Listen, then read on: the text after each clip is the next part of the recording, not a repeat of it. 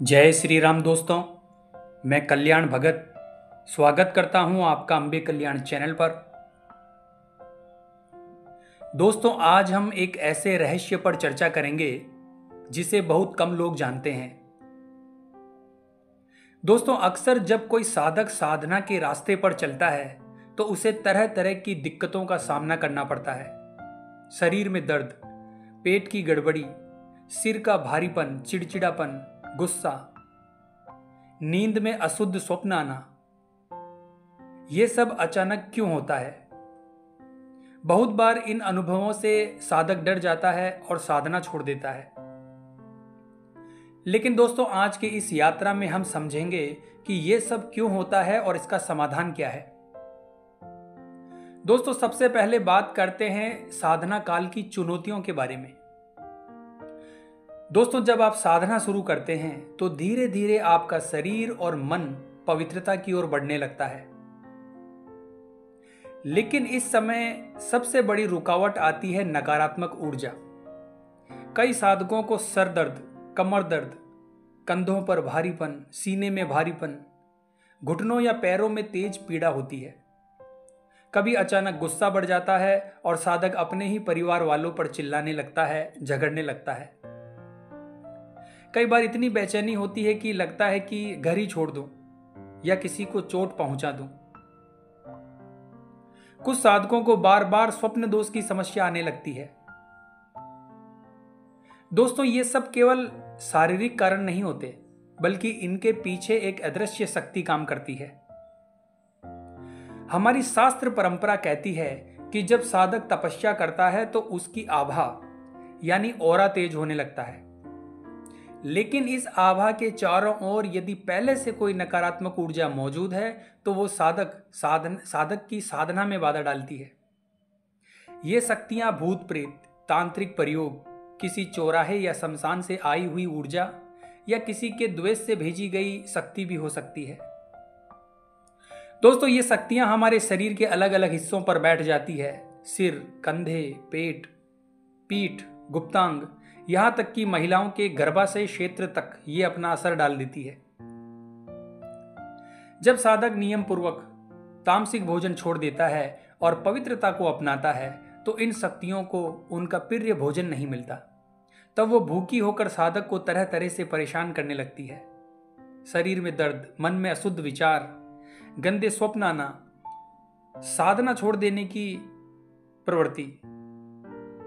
दोस्तों, नकारात्मक ऊर्जा केवल शरीर को ही नहीं, मन को भी प्रभावित करती है। वो गंदे विचार लाकर साधक का ध्यान भंग करती है। नींद में गंदे स्वप्न दिखाकर ब्रह्मचर्य को तोड़ने की कोशिश करती है और साधक को इस भ्रम में डालती है कि अब उसकी साधना व्यर्थ हो चुकी है। लेकिन दोस्तों, सत्य यह है कि साधना कभी खंडित नहीं होती। यदि स्वप्न दोष हो भी जाए तो साधक को केवल स्नान करके पवित्र होकर पुनः साधना पर बैठ जाना चाहिए। और यही दृढ़ता नकारात्मक शक्तियों को कमजोर करती है। दोस्तों, अब बात करते हैं नकारात्मकता को कमजोर कैसे करें, यानी इन शक्तियों से बचाव कैसे करें। पहला तरीका है दोस्तों, हनुमान जी का सहारा लें। दोस्तों, साधना शुरू करने से पहले सरसों के तेल का दीपक जलाएं। दीपक में 2 लौंग और 2 इलायची डालें और हनुमान चालीसा का पाठ करें, दीपक को प्रज्वलित करके। इसके साथ ही दोस्तों, साधना के दौरान अनुशासन और संकल्प का होना बहुत जरूरी है। इसके लिए दोस्तों 11 दिन का संकल्प लें। प्रतिदिन 21 या 51 बार हनुमान चालीसा का पाठ पढ़ें। हर पाठ के बाद 1 गिलास पानी में बताशा डालकर 3 बार उसमें फूंक मारें और अंत में उस जल को पी लें। दोस्तों, साधना के स्थान पर 3 दीपक जलाएं। बाईं ओर हनुमान जी का दीपक, दाईं ओर भैरवनाथ जी का दीपक और बीच में आप जिस देवता या शक्ति की आप साधना कर रहे हैं उनका दीपक। दोस्तों, ये त्रिकोणीय ज्योति साधक के चारों ओर सुरक्षा कवच बना देती है। अगली जो चीज हमें सहायता प्रदान करती है दोस्तों, वो है साधक का आत्मबल। दोस्तों, नकारात्मकता का सबसे बड़ा हथियार है आपको तोड़ देना, आपको हतोत्साहित करना। लेकिन याद रखिए दोस्तों, साधना तभी सफल होती है जब साधक दृढ़ निश्चय के साथ साधना पर बैठता है। यदि शरीर में दर्द और मन भटके फिर भी आपको साधना जारी रखनी है। जैसे जैसे आपका आत्मबल बढ़ेगा वैसे वैसे नकारात्मक शक्तियां कमजोर पड़ती जाएगी। दोस्तों, कई लोग इन अनुभवों से डरकर साधना छोड़ देते हैं।